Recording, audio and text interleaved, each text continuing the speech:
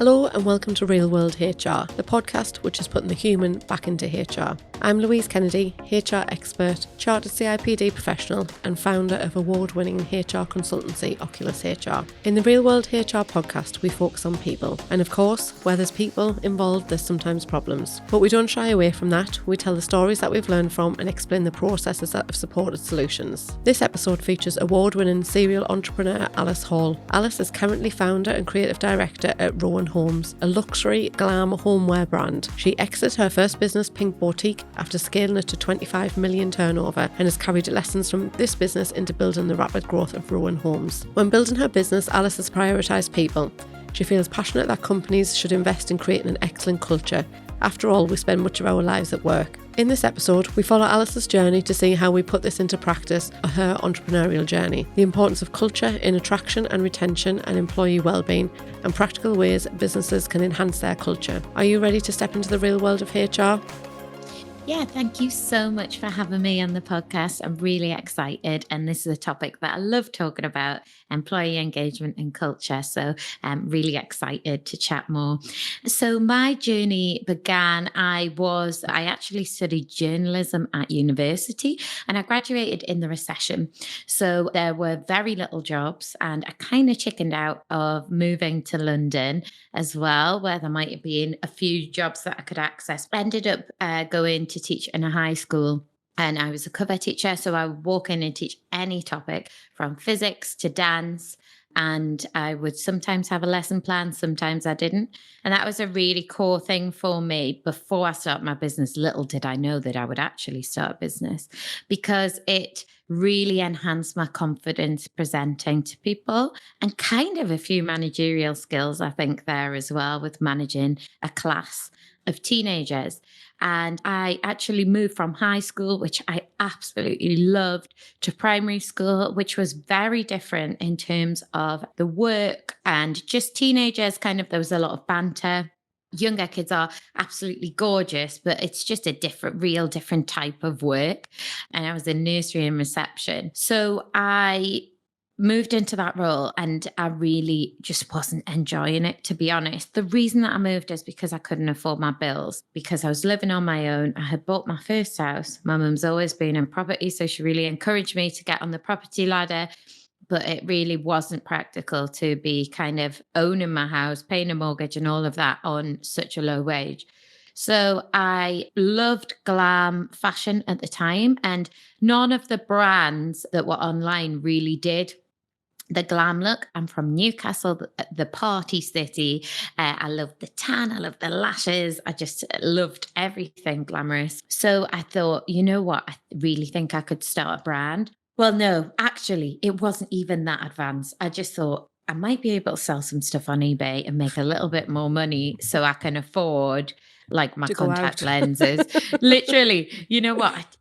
I would love to be able to afford to go out, but I couldn't even afford like contact lenses. That was a luxury. So I was so I had got a job in my favorite bar so that I could go out in a way, but earn as I was doing it. And that started really building my awareness of how much I could fit into my working day. And I think more work ethic, because I'd say I wasn't naturally hardworking. I wasn't naturally engaged at school or at university, in fact. So I ended up buying some dresses from a wholesaler. I found a wholesaler, had a few failed attempts, and asked one of the girls who used to come into the bar, who was really glam, if she would model them, shop them in her living room, a mom's living room, and put them on eBay, and they sold. And so I didn't know what to do because in my head I thought, I can take that money and help supplement my income. But I remember asking my mum kind of, what do you think I should do? And she said, what about if you reinvest? So that became the motto, reinvest. So I bought 2 packs and then I bought 4 packs and I just kept on doubling up. Somewhere along the journey, I think I was at about 60 parcels a day going out, that I said to my mum, like, do you think that I can leave my job now?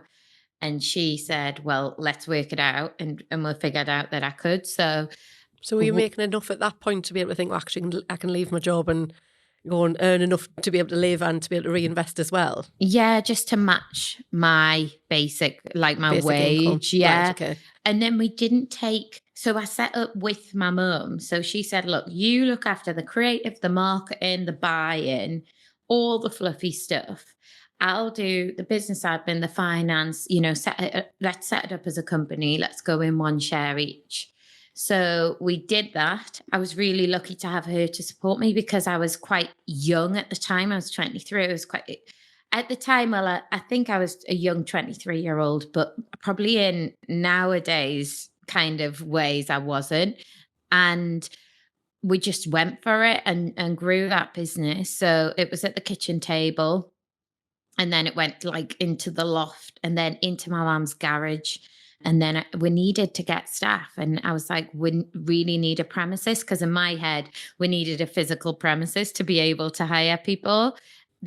She had goats, which was like one of her lifelong ambitions, to have goats. I don't know why. Your mum had goats. Yeah, she just loved goats.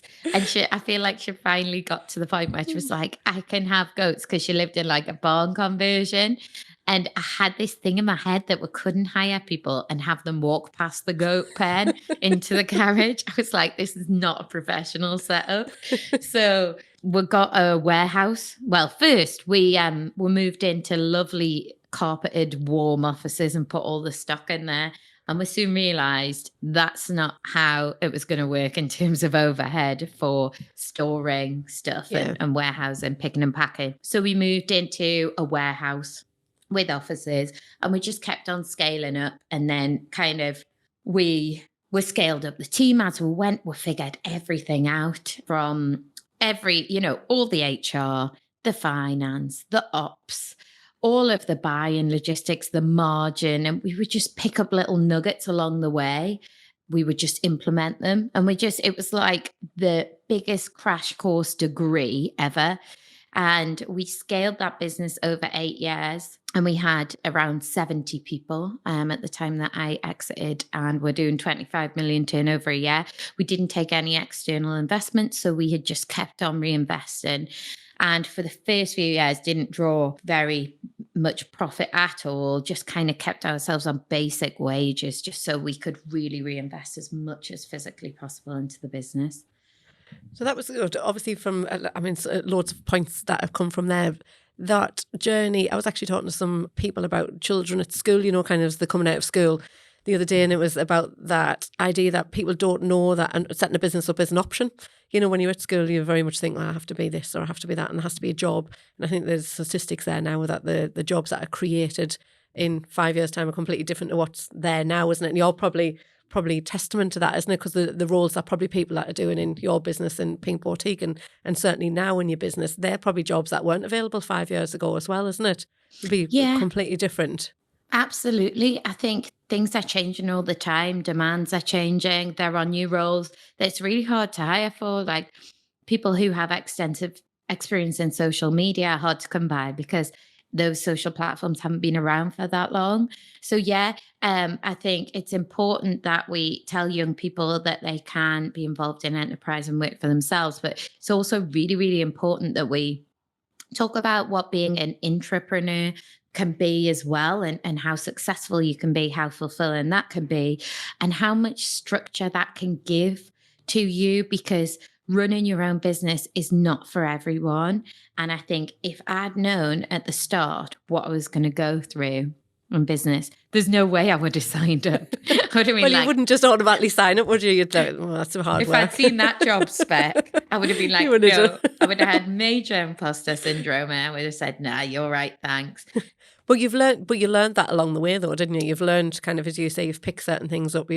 From a HR point of view, you learned more than finance. You learned more in kind of how you're managing people and situations and logistics and warehousing and scale, and all of that's come kind of time by time, hasn't it? I would imagine, as you've continued to grow, and I would imagine you made mistakes along the way as well, isn't it? Oh, absolutely, yeah. And as I always say, you don't lose in business, you learn. So it's all just part of the big degree that you're going through.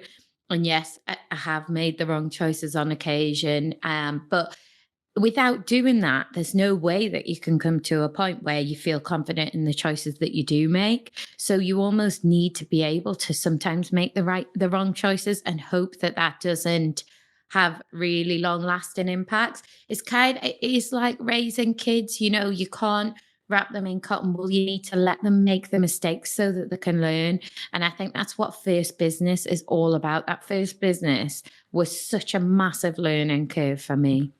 And do you think you've taken many of the things that you've learned into your new business, as in when you were kind of planning that initial setup of your business, were you kind of already thinking, right, we definitely can't do that, or we definitely need to do this, or this is a priority, or was that part of that planning element, or did you just go into it and just kind of run headlong again for your new business? Yeah, I think it just organically happened. So we didn't really have a clue where it was going to go. So exited the fashion business at the start of the pandemic, actually was going through before the pandemic, had no clue that was going to happen. And then we were planning to go traveling for a year because we had spent 8 years in business and it had been really intense.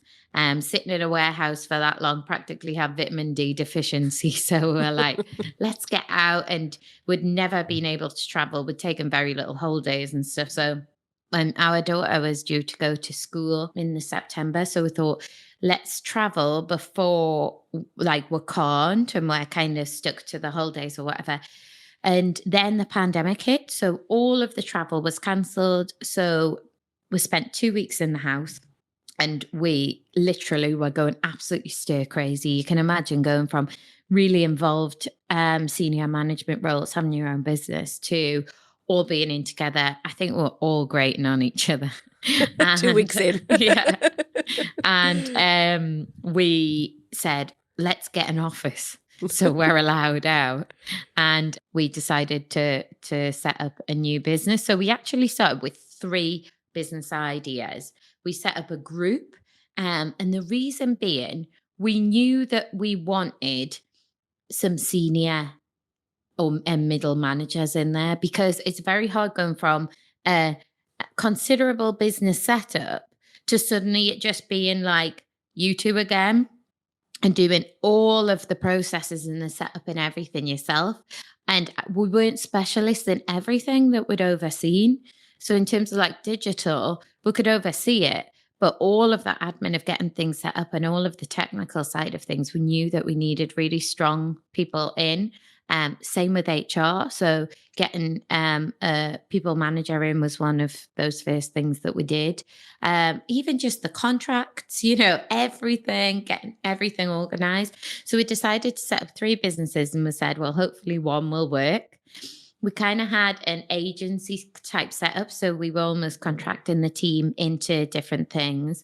But after about probably 6 to 8 months of running the 3, we realized that one was the real winner. And we said, I wonder what would happen if we refocused the team into the one business, how far it could go. So we decided to close down the other businesses, which were in food, and the margin was challenging anyway. We had some real learnings, and focus on this interior side of things. And it naturally just kind of blew up. So, yeah, that's kind of what happened. When organically, it kind of evolved. So we didn't have a set agenda on what we're going to do. But I think during the pandemic, all this stuff came to the surface around like people thinking, life's short. I spend so much time at work, I may as well enjoy myself. And we felt that too. And I think what's come naturally along the journey is we want to enjoy ourselves at work. And naturally, I think the things that we have kind of put in to make it a nice workplace have suited the rest of our team as well. So I think we are intuitive. So by nature, we can see when things work and don't. So it's just organically kind of evolved. And now I'm really, really proud of the culture that we've created. So do you think the culture that you had at Pink Boutique, was that similar to what you've got now? Or do you think you've kind of thought, actually, no, we want something different, or we want to take it in a different direction? What would be the kind of comparables that you could make between the two? I think it's different, but we are in different times. that was 10 years ago that I started that business, and workplaces were different. They definitely were. I think they're massively different. I think 10 years ago to what you've got now after COVID. Yeah. I think you've got people, as you say, people want different things, don't they? They want the flexibility, they want to be able to live their lives, they want to enjoy where they are. And I think people have got more opportunities for the roles now, isn't it? Where an employee used to go out to recruit somebody and then, you'd have your pick of the people, where I think the employees or the candidates are picking the employer now as opposed to the other way around, isn't it? Yeah. And I probably liken it, first business versus second business, is I only have one child, but I would imagine it's how it feels when you have your second child. With the first, you're neurotic, really emotional. Anyone gives you any advice, you think they're saying you're a bad mom or whatever. By the second one, you've done your training. You know what you're doing. Yeah. It's not like the world's going to end, it's not that. So I think in the first business, I was just it was my absolute everything. It was my baby. So yeah, I think that leadership is probably the most important part of culture. You can have snazzy offices, you can have, all these policies and whatever, all these perks. But really, if the leaders aren't energized, invested, positive, and really care about the people in the business, I don't see how you can have a strong culture. So I think there's some key differences. Like in this business now, we sit on the open floor with everyone. So me and my husband, he's MD, I'm creative director. We sit on opposite sides of the office, but we're quite laid back. There's a lot of laughter in the office. We all have a lovely time. And I think that's really key, because I used to sit in a glass box, basically. And people were scared to come to me. It was a serious thing if I asked them, to come in and have a chat.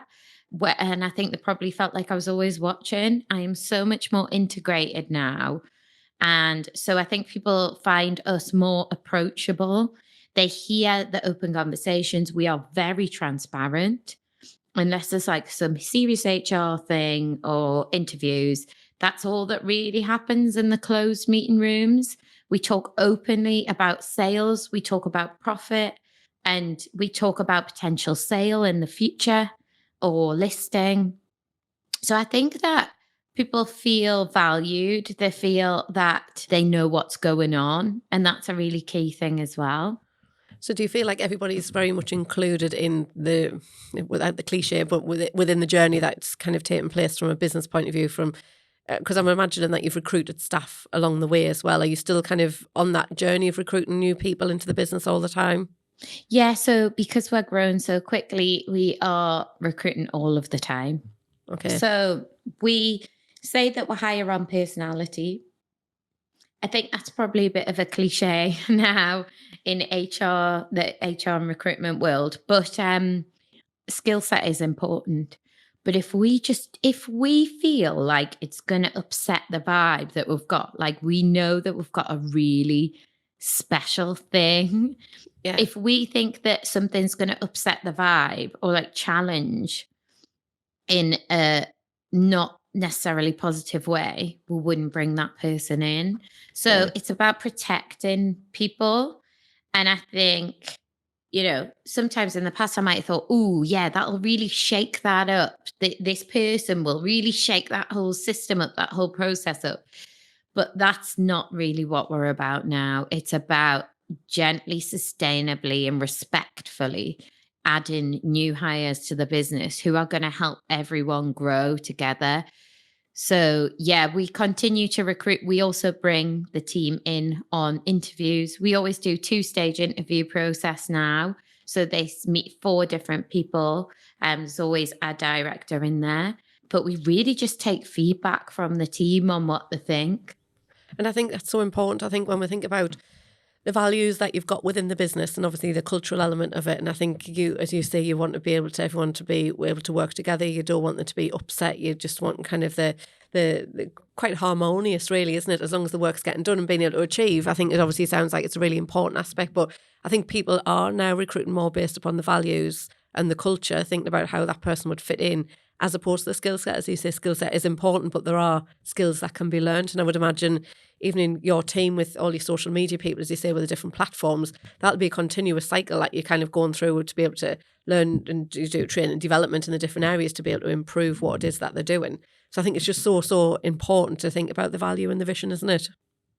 Yeah, absolutely. And we do have to hire people without as much experience as we would like and train them in-house, but that's totally fine. And because we are currently in the one office open plan, well, we do have a customer experience office who do all the customer service and personal shopping, but with marketing and buying and creative all being on the same floor, people come in and they literally sit with us, so they hear everything, they're involved in everything. So we've got quite a casual approach to training, which is just be in it and amongst it and you'll learn it. So it's not like a rigorous structured routine. It's just let's sit next to each other and knowledge share really, and ask me if you've got questions. So we are constantly training people, and that's where I've found the most value is now. People can make decisions based on what they've heard my feedback to be from the past.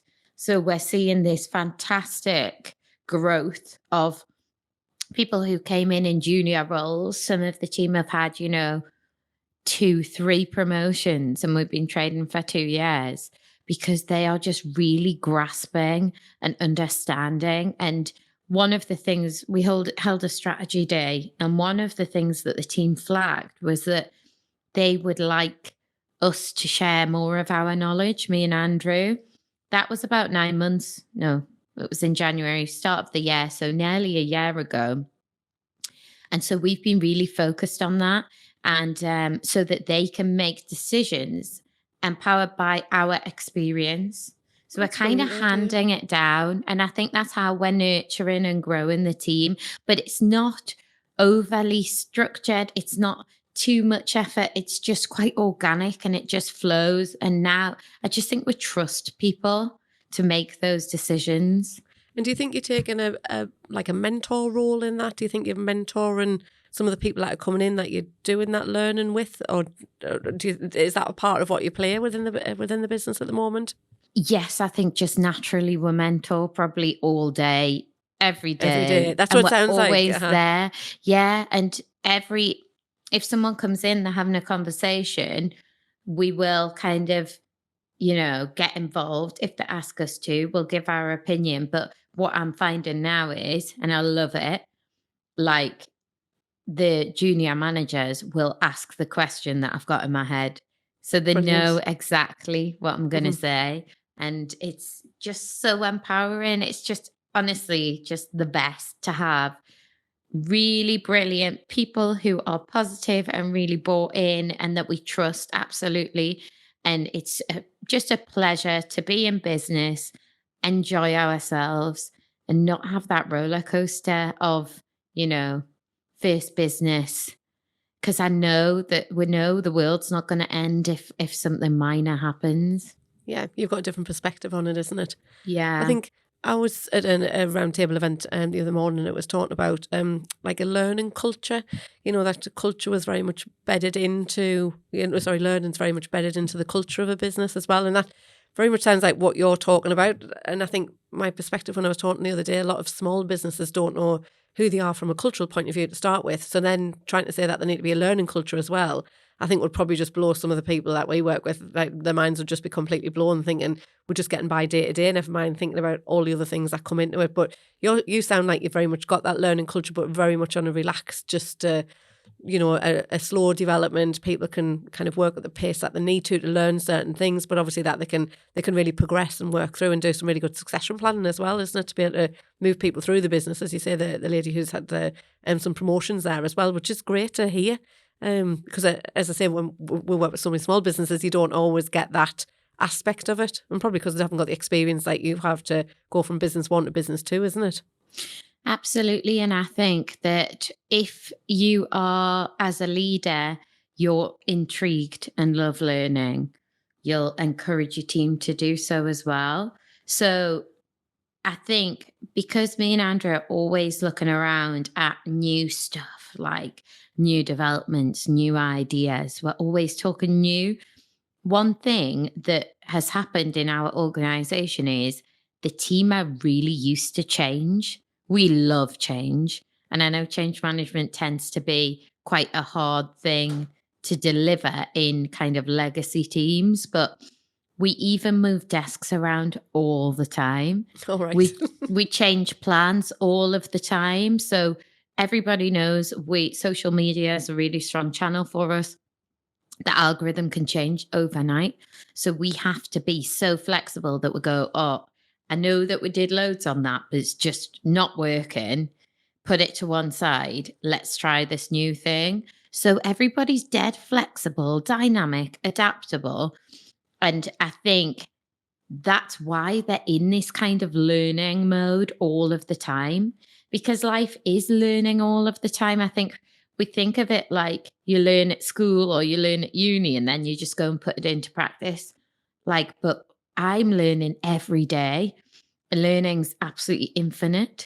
So I think, yeah, we're naturally that way inclined, but I can imagine it would be challenging if the leadership team were not that way inclined.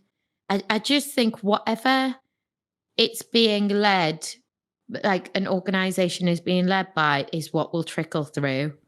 Yeah, I think you've made so many good points there. And I think that trying to keep people on track with what you're doing, because change management, again, huge area, isn't it? And so many people, especially if they've been, your business is new, still a couple of years, within the first couple of years, some older businesses kind of really, people just don't like change, or they don't like the update to it. They don't like, well, we've always done it that way. Why are we ever going to do it any different? And it's such a big struggle. Some of the type of businesses we do a lot of work with GP surgeries as well.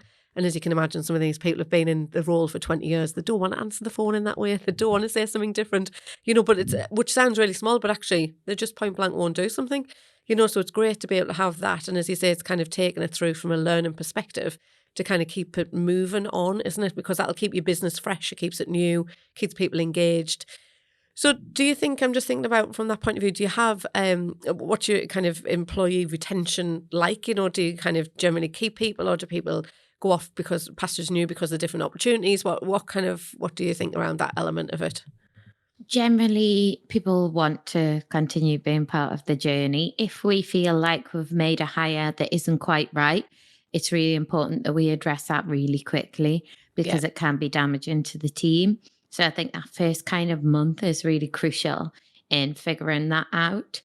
So that's where, it might go against our score, but the people who joined us at the start are really engaged. They're still here. I mean, we're only 2 years in, but we launched our EMI scheme just earlier in the year, and we gave 10% of our shares as share options to the team.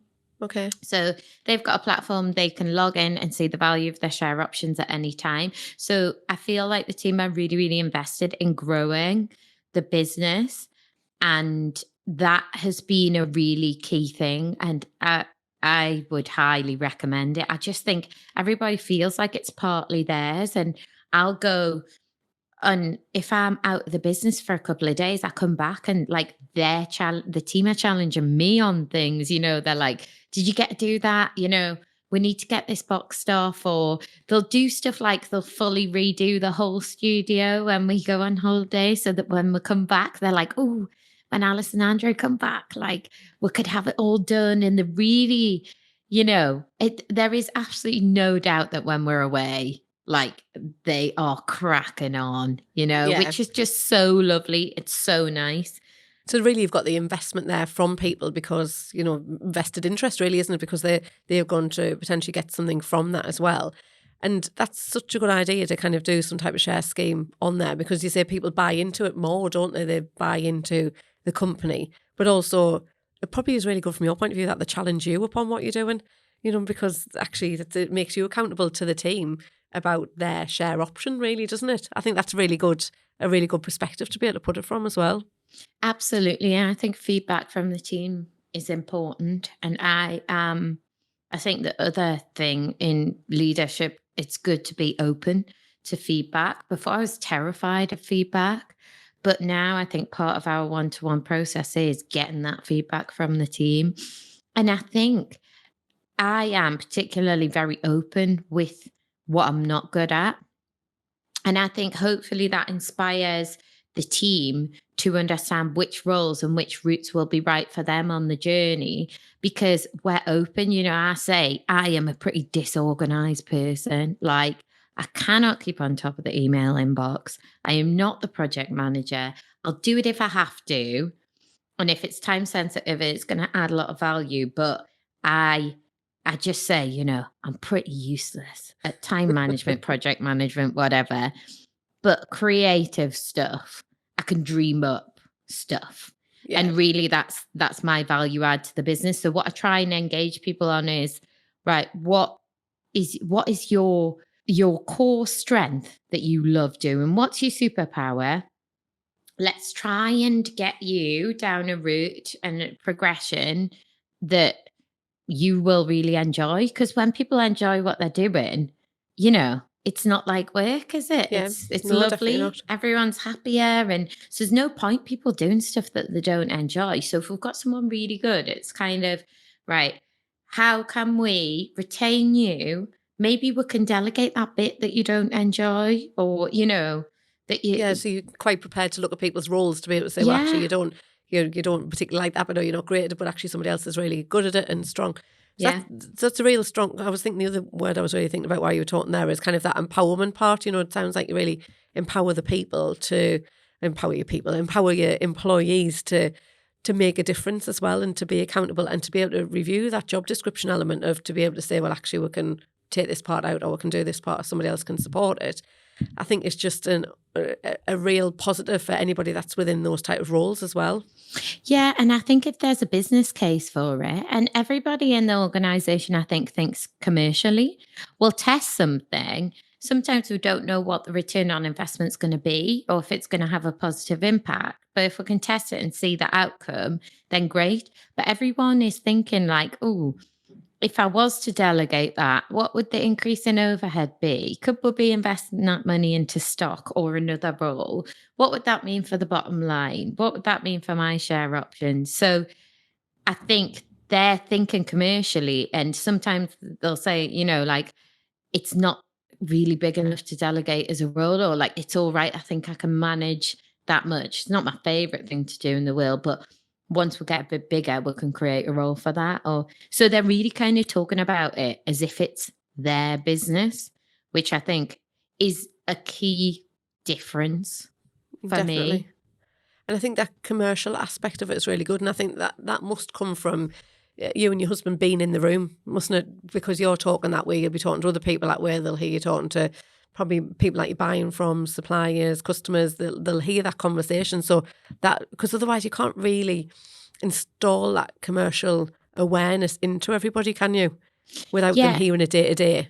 Well, I think that you don't have it until you've run your own business, or at a really senior level, probably director level in a business. You don't have the awareness of the impact that things can have on other departments.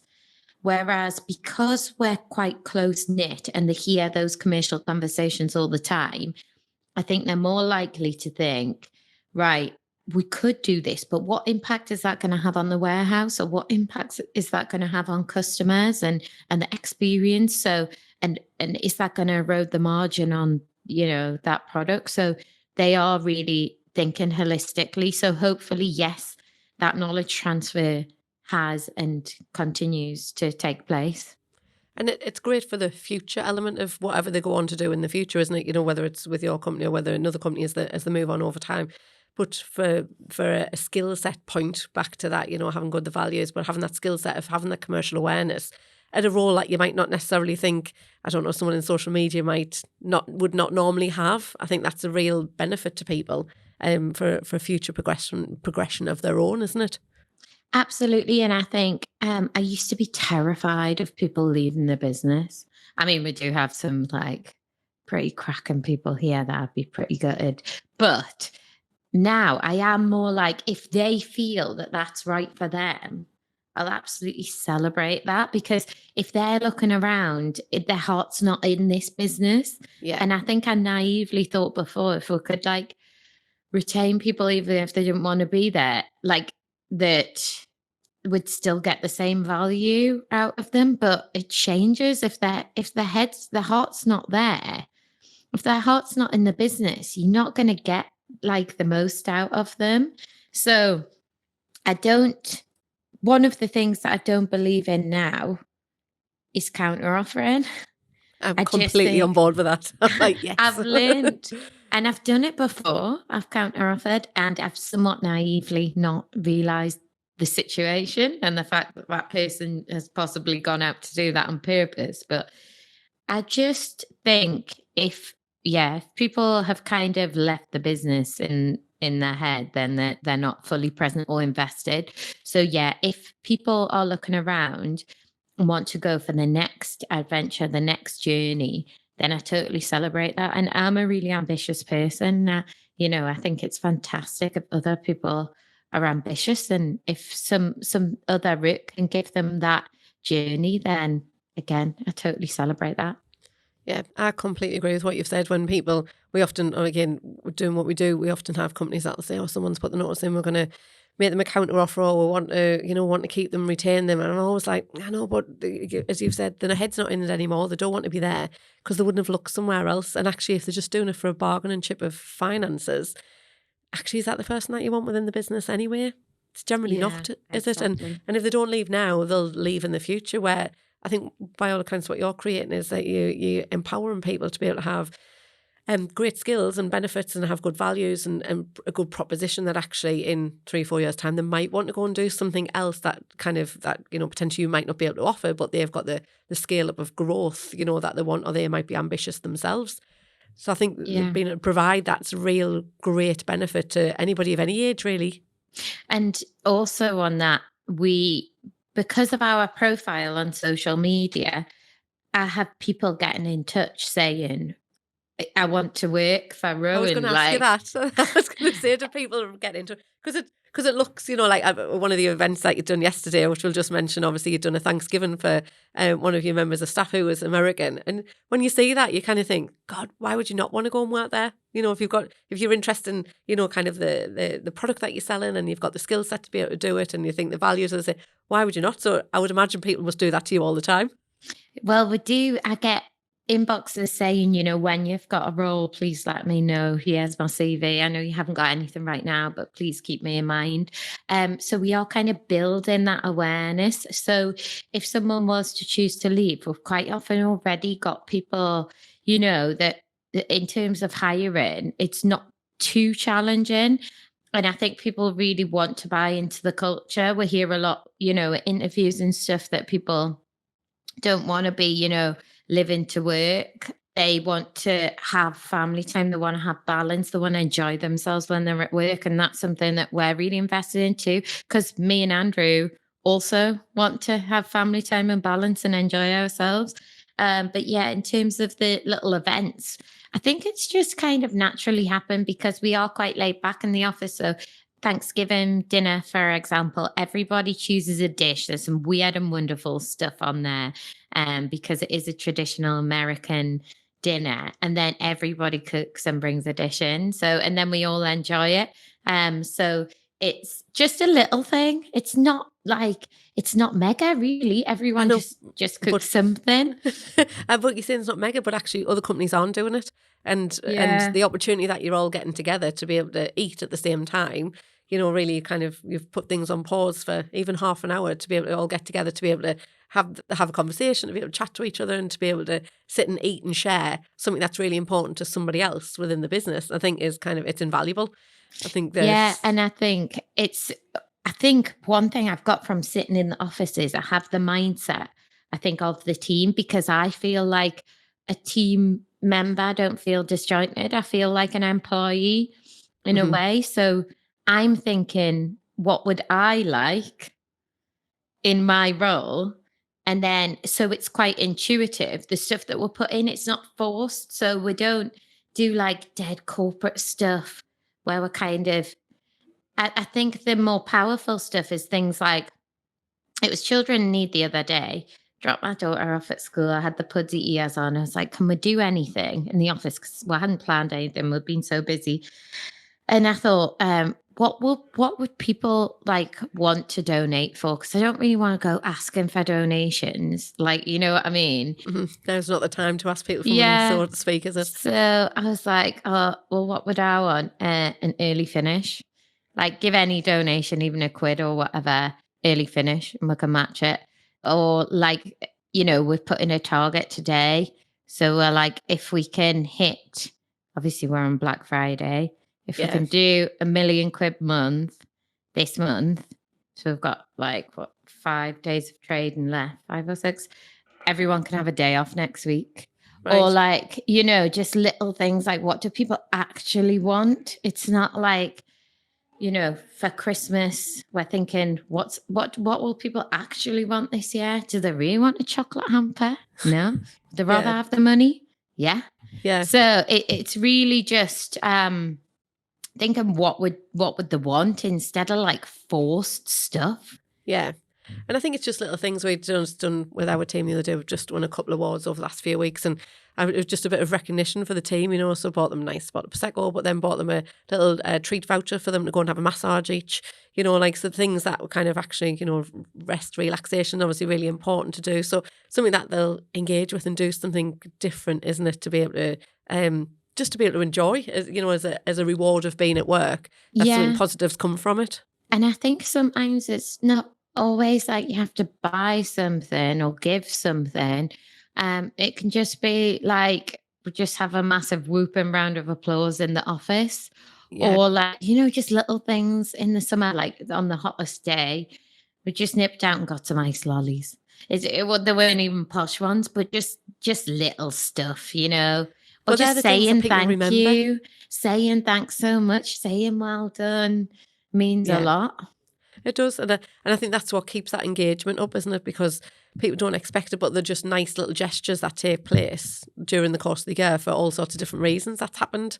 Yeah. I think that people just engage with that more and more on a day-to-day basis, because people want to be treated well and nicely, don't they? And, ultimately you've got the opportunity to be able to treat other people in the way that you would want to be treated yourself. Exactly. And I think sometimes as a director, you can be so stressed out about certain things that you forget the little things. Yeah. And like, don't underestimate the power that like an email has after someone's done a presentation, just to say, I thought that was absolutely excellent. Yeah. Something little like that can provide the biggest boost. But I think in my early days of business, I was just so overcome by the stress of it all, positive and negative. On that roller coaster, we achieved amazing things, but my head was just in this place that was constantly, what's the next thing? Or what we're going to do about this, what we're going to do about that. And I think I forgot the little things, like just the email or the ice lollies. And so it's just been nice to be able to focus on that. And it's nice to be able to, do that together with your husband, and then you can take that moment of step back to be able to reflect on actually what would work, what doesn't work, what's been successful. As you say, it doesn't always have to cost a fortune to do something, because people recognise the smaller things. Like yesterday's Thanksgiving lunch is something little, but, probably very, very much appreciated, not just by the lady who's from America, but from the rest of the team there as well, isn't it? Yeah, and I think with the Thanksgiving lunch, it wasn't us. It was everybody, so... Mm-hmm. It's like we said thank you we all said thank you to each other. So I wouldn't say that was like our gift. It was just everybody coming together. Everybody interacting. And I think people like different levels of recognition. So some people aren't really bothered about recognition at all, aren't they? Other people do love the emails. Some people just love kind of, that, I don't know, sometimes a text message at the end of the day to be able to say, fantastic job, we've done amazing. Or I used to work in automotive when I had a proper job, and we would have a massive thing around safety. We got to a point where we just had accident after accident all the time, And we put new things in place, but actually to get 150, mainly men, I think there was 3 women work there, get these guys on board to be able to think, right, okay, what can we do to kind of engage them? So we used to often do, as you say, thinking about what they want. If we reach a certain amount of days without any accident, we would give them an extra day's holiday because people would engage with it. Would have big signs and posters up, safety, the safety first, and kind of taking safety home with you, and really trying to raise that profile at the beginning of every meeting. We would talk about, is there any safety concerns with it? Then they would reward them with, I don't know, Domino's pizzas or kind of KFC or something, which was always a nightmare getting that for 150 people. In HR, that was my job. But it was those things that actually, when it came to the fact that we needed to recruit new people, would create this culture that everybody liked, and actually we didn't, that a lot of that industry is kind of you have to pay to get new people in, recruit a whole shift of people without actually paying a penny, because people referred family and friends, and we got extra people in because the culture was right and people wanted to be there. And actually we were line-side at Nissan at the time. So there was a differential of how we were behaving and how they were behaving, and people want to be with us. And I think that's a real positive thing, because people knew that we wanted them and they wanted to be there. And, it was that engagement element of it. I think word of mouth is such a big thing. If people are talking, if they're going home and they're whinging about work, people aren't going to want to work there. So I think referrals is probably a really great way of measuring culture and buy-in, because it shows that people are going home and talking positively about their work. So we get loads of people coming through just even could, this person do entry level just to get their foot in the door. They're a bit overqualified for this role, but and it's there's a bit of a buzz about it. So yeah. And when people do trial shifts on the floor and stuff, if people are happy, they want to be there. Yeah. If people aren't happy, it's a bit of a trial for them. And I absolutely think as well, doing interviews now, it's not just us vetting someone. I don't like it when it's just us firing a million questions. It's them figuring out if they want to be part of it as well. So I feel a responsibility to let them know what the culture's like here and see if they think that they would fit with that and if they would like that. That I think that's what's different in interview as well. It's not just a schedule of get them in, grill them. And it's kind of, this is why you might like to come here. I think you've got to sell yourself as the business now, haven't you? You've got to sell yourself as the employer. What are you going to do? How are people going to engage with the business because of what it is that you put out there? I think that's now it's the way that companies who really want to take responsibility for who they are need to be when they're interviewing people. Because what you want, it costs so much to be able to get people in, get them trained, get them to do the job. It's worth taking the time to get that process right, to understand the culture and the recruitment aspect of it, bringing it in, I think. Totally. And I think because of our 2-step interview process, a lot of people get an interview with me or Andrew or both, and we always talk about the strategy going forward. We had a strategy day at the start of January, and we had an illustrator there for it who's live illustrating. And honestly, it was just so good. So we have these boards with all of the vision on, like our gold vans that were dreamt up are drawn on and everything. So that was you, just to understand that. So that was you were all just talking, you're talking about strategy, talking about the potential vision for the future. And someone was drawn in the background, all the different ideas that you were coming up with. Yeah. And you've got them on boards now. Yeah.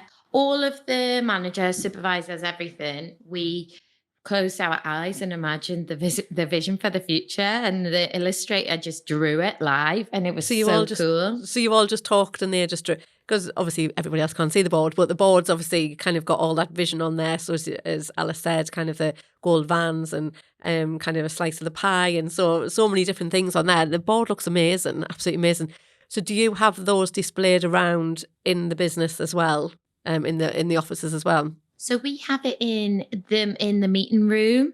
So we've got values, strategy, vision, and then SWOT analysis in pictures as well. That's great. So we want to do another one soon, but we refer to those in interviews so we can show people visually the vision and the strategy, and they hear it directly from us. And I think there's a really big buy-in piece. when people are able to speak to the owners of the business and hear the strategy directly from them. And if there's anything I would like to implement it going forward in the next 12 months, it's that every new starter would get some time with us where we can talk about that, even if we haven't been in the interview. Because I've heard of this in other organizations that even if it's a video call or whatever, everybody gets that time with the founder so they can understand where are we going and why are we doing what we're doing.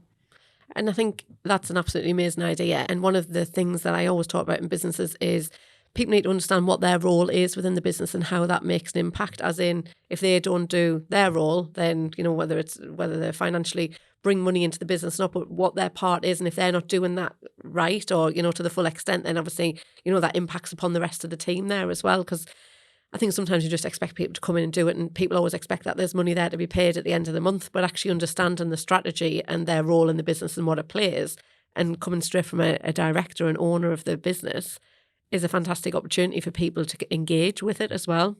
Yeah, totally. And telling them about stuff like, investment or, what we're trying to raise and where it's going to go. Because I think what can happen is things can filter through that are kind of Chinese whispers or like the headline points like, oh, we're looking to raise £1 million in investment. And then, naturally people will be like, well, what's that going to be put into? Or, Mm-hmm. Whereas if we talk about it, and I think that's what's been really important with the transparency, we talk about why are we raising funds? Where are they going to go? How is it going to help us grow? How is it going to impact you? And how is it going to impact your share option value as well?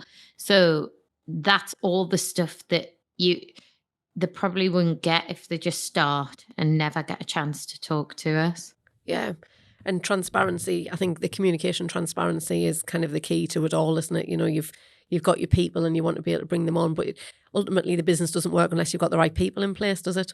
Yeah, absolutely. And transparency is so key, I think, from us as well. Like, I don't really get why, and this is what I used to do as leaders, we try and hide our emotions when actually it's so much easier if you just say, having a hard time at the moment because, I mean, I know that people say like there's a line, but other people in the organization are supported by their teams. As a leader, why shouldn't you also be supported? Why should you kind of feel alone? So not that I've openly been crying in the office or anything, but I think we've talked about stuff, we've got a lot of females in the office and we say like, if we're feeling pretty hormonal, like, do you think we should just say to each other, like, I've got really bad PMT today, right? So if you haven't done anything, I'm off. just in a right mood, like I'm angry at myself. Like, how much easier is it when you're just open and transparent? So that's the type of thing I definitely think we'll see ourselves moving further towards.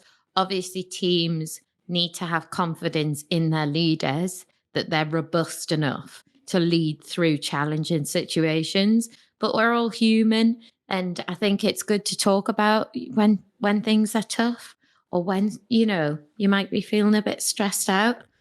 And I think part of that comes with you're not just the employer anymore, as in, we end up being involved, or employees end up being involved in people's lives, don't they? We've got so many mental health issues and so many of our business that we're dealing with. And actually it was a comment that was made the other day where they're not just looking after that business element of it, that's kind of making sure that people can get to work and that everybody's kind of starting on an equal footing on the day. And actually if someone has got something that they're concerned about, that they've got the forum to be able to speak and keeping that open relationship there with the leadership, with their managers, because that helps the business, doesn't it? And for all you taking other people's burden on or concerns on, but actually it helps you protect them and look after them and develop them, and also that buy-in from them is even bigger because they know that they've got some form of support within the business as well. Absolutely. And one of my longer term ambitions on my vision board is I would love to have a coach in the business full time that everyone can access, not just for work but for personal, completely confidential. Nothing would be shared, but like because if you're struggling outside of work, there's no way you can possibly deliver at work, personal. I think people think of like personal and work life like two separate things. It's not, it's life. It's life, isn't it? Yeah, if you're feeling awful and you've got loads of stuff going on, like you're not going to be able to deliver. And I think a lot of people really struggle to access therapy in their personal lives because firstly, waiting lists are massive. Secondly, going to the GP and asking for help is a really daunting thing. You don't know what they're going to say. And then private therapy is very expensive. And having been through various different talking therapies and coaching and counseling and stuff in my career, I really massively value talking therapies. I just think and coaching is just absolutely amazing. It can be life-changing. So I'd love to have someone full-time that people can access, and they don't have to have waiting lists. They can pop in, they can say, I'm struggling at the moment. And you've got that kind of person to talk to. I think that's an absolutely amazing idea as well, because there's so many businesses that can't afford to be able to do some additional support, but actually want to do something. They want to be able to help them out, because you say it is life in general, isn't it? It's not just work, it's not just home. Kind of as the two things come together, that they need the support on to be able to operate. I think, and we had an awful situation the other day when I was talking to somebody, and they had one child being diagnosed with autism, another child was getting ADHD, another child was getting diagnosed with autism. His wife was having a breakdown because of what was happening at home. He was having to come to work and deal with the day-to-day stuff at work, and he's not going to turn up on his A game that day or any day, because he's had, problems during the evening before he's got to, and on that morning before he's got to work. So to be able to provide some type of in-house service where people can call in, speak to them and have that ongoing support would be absolutely amazing for a lot of businesses to be able to do. So I think that's a real credit to thinking in that type of way. I think that having that kind of resource in-house would take the barrier away, because it wouldn't feel like a serious thing. And if you just had your appointment like a routine one, and then you could work on whatever you wanted, because what I found with therapy, because things change all the time, you might start off with one thing, then it might be completely different, or you might be like, oh, I feel like I'm done, just need to talk through it once.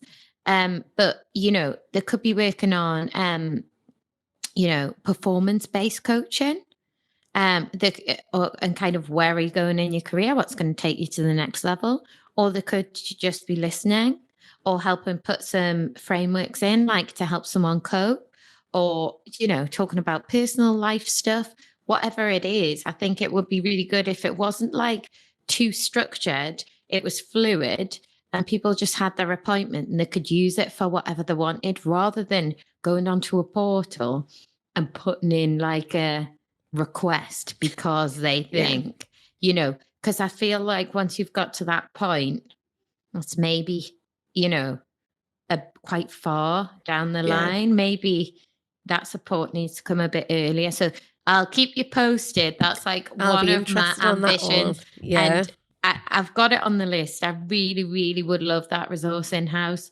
We can't have it right now, but I really hope by this time next year we've got something. You've got that.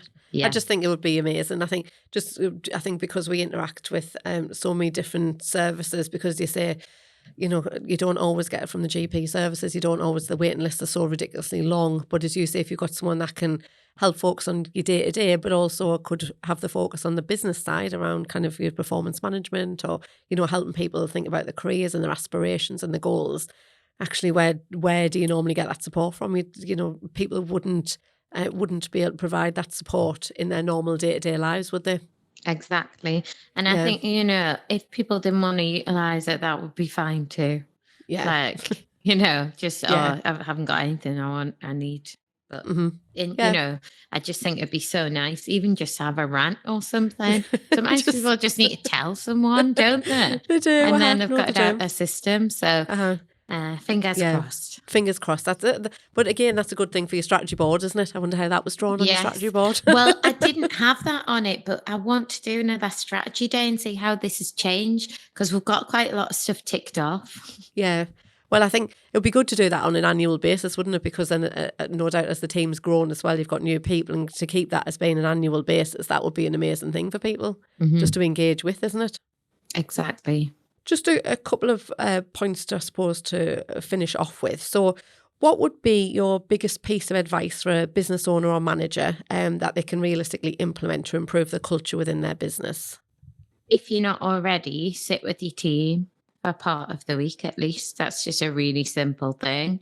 But I think a leader, a manager sitting amongst their team, and don't expect everybody to be silent with their head down all the time. I know this is actually hard because of work from home, and I don't know how we would do that, because although we put in work from home during the pandemic, most people just came into the office because they knew that they'd be missing out on banter. Yeah. So I don't know how you would do that with work from home, but I just think having time with your team, and also not trying to appear perfect yourself. Yeah. I think that's kind of showing your human side that makes people open up to you. I think the interaction with the team is so important. And obviously, you know, a lot of businesses did work from home and actually still are. But I think what I'm seeing is a rise of more people getting people back in the office. Even I was speaking to somebody yesterday and they were like, every Tuesday, the whole team comes back in the office. So we're all together at least one day of the week.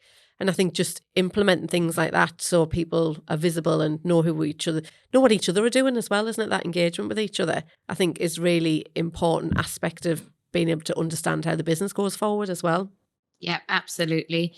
And I think that work, I think some people, this is like a bit of an old school way of thinking. Personally, I think work is like logging on and ticking stuff off.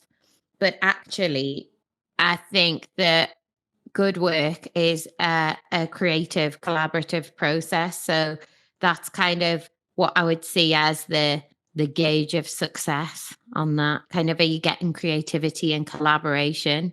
Yeah, the working together element of it, isn't it? People being a team, I think, helps move things forward, definitely. Where can listeners find out more about you and Rowen Homes? On all the socials. I was going to say on every social media platform. Yeah, we love social. And on LinkedIn, if you are kind of looking from a more, I suppose this is HR type podcast. So I'm guessing most people will have LinkedIn. So yeah, come and connect with me or follow. And you'll see more about us and the team. And I post pretty casually on there, but I try to post every day. And put a lot of team stuff on, and pretty much all of our team are on LinkedIn as well. Which is great. And as you say, obviously the socials that you put out for Rowen Homes are great. And I think did you put one out the other day about the Christmas tree, wasn't it? Was it a hydrangea Christmas tree? What did you get? How many million people did you get seeing that? I think it's on 1.5 million on Instagram, maybe 3 million on TikTok. I need to check updated stats on the other channels, but yeah. But that's amazing, isn't it? Like, amazing coverage that you've got there, which is really the root of how you can develop the business, isn't it? To grow the business. Yeah, so we do a lot of kind of organic stuff, and we try and wow and do like crazy stuff basically to cut through, and that's what goes on our ads and stuff. Yeah, and that tree looked amazing. And I did also love that bar that you made the other day as well. Thank you. That looks good as well. The team in the set as part of the campaign. So three of the team. Yeah. I didn't even organise that. They just... Did you not? Yeah. It was like, the two Maddies and Brooke are doing it. So like people are dead happy to volunteer. Yeah. But that comes back to that empowerment as well, doesn't it? You know, people want to take responsibility and they wanted to make it work, isn't it? Yeah. And I think confidence as well. Because, you know, when you're going in and saying, will anyone do this for me? It's kind of like, people are like, oh, I don't really want to go on camera. Whereas if they're feeling confident, they just volunteer themselves. Yeah, and just want to push and do a little bit more. Yeah. I don't want to say to my team, we're doing some pictures or we're doing some videos. They're like, again. We used to be like that, yeah. Oh, yeah. People would physically run and hide. I just try to do it, not tell them. We'll not tell them about any pictures until we need to. As long as I've signed that disclaimer, which is like we're taking pictures in the office. We will be doing that today. Thank you for listening to the Real World HR podcast, and thank you so much for the incredible Alice for joining us today. You can find more information about the things we've discussed in this episode in the show notes. Make sure you subscribe to the podcast so you don't miss out on any future episodes. Real World HR, putting the human back into HR.